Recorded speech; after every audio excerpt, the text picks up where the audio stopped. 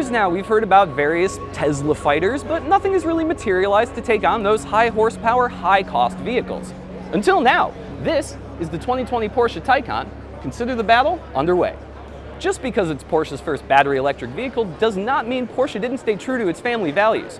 Let's take the exterior, for example. Out back, there is a single LED strip that spans the width of the entire vehicle, and up front there are some very pronounced fenders, both of which bear more than a passing resemblance to the latest iteration of Porsche 911. The front end is fairly different, rocking a set of headlights that were more or less plucked directly from its conceptual forebear, the Mission E. But on the whole, it's sleek, it's aggressive, and it's definitely a Porsche. Now, if you thought the outside looked like the damn future, wait till you peek inward.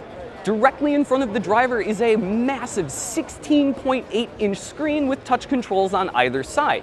And just to the right of that is yet another pair of screens, the top one dealing with infotainment duties, while the bottom one deals with climate control.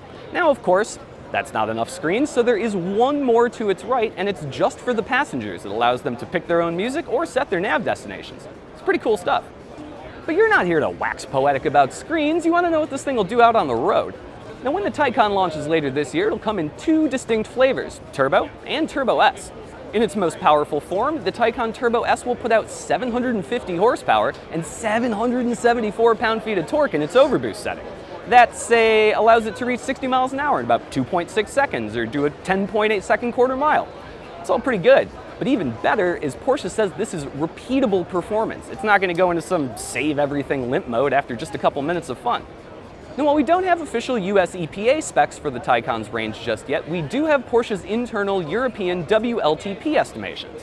The Turbo, the more base of the two models, should get about 279 miles to a charge, while the Turbo S exchanges some of that range for a little more fun, dropping to about 256 miles.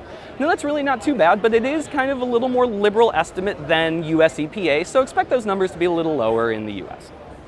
Now let's talk about charge.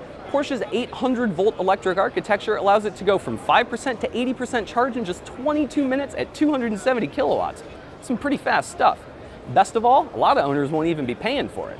Every single Taycan purchased in the US comes with free 30-minute charges from any Electrify America station positioned around the country.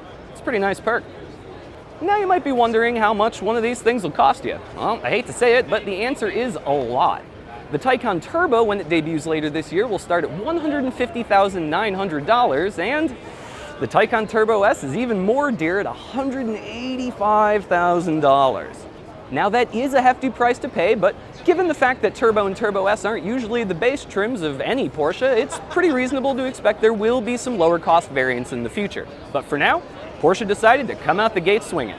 Put up your dukes, Elon.